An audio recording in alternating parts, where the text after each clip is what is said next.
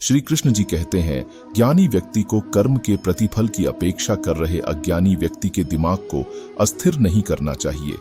अपने जीवन में कभी भी न किसी को आनंद में वचन दे, न क्रोध में उत्तर दे और न ही दुख में कभी निर्णय ले। किसी और का काम पूर्णता से करने से कहीं अच्छा है कि अपना काम करे, भले ही उसे अपूर्णता से करना पड़े।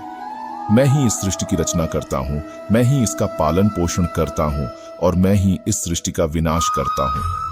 कृष्ण कहते हैं, जब संसार में धर्म की हानि होगी, अधर्म की विजय, तब मैं इस पृथ्वी पर अवतार लूंगा।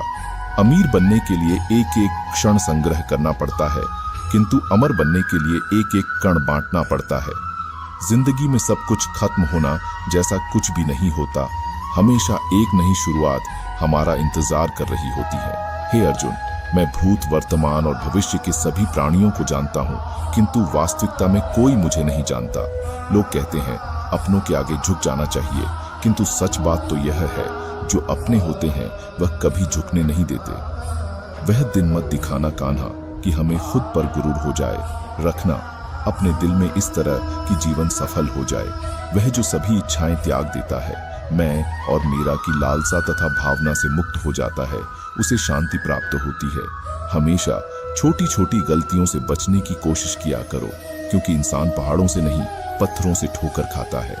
शांति से भी दुखों का अंत हो जाता है और शांत चित्त मनुष्य की बुद्धि शीघ्र ही स्थिर होकर परमात्मा से युक्त हो जाती है।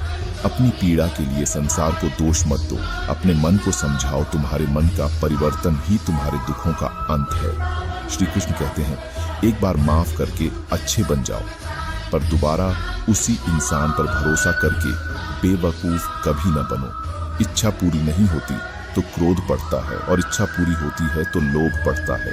इसलिए जीवन की हर स्थिति में धैर्य बनाए रखना। अगर तुम अपना कल्याण चाहते हो तो सभी उपदेशों, सभी धर्मों को छोड़कर मेरी शरण में आ जाओ। मैं तुम्हें मुक्ति प्रदान करूंगा। जो हुआ अच्छा हुआ, जो होगा अच्छा होगा। स्वयं को मुझ पर छोड़ दो, अपने कर्म पर ध्यान दो। कर्म ऐसा जो स्वार्थ रहित, पाप रहित हो।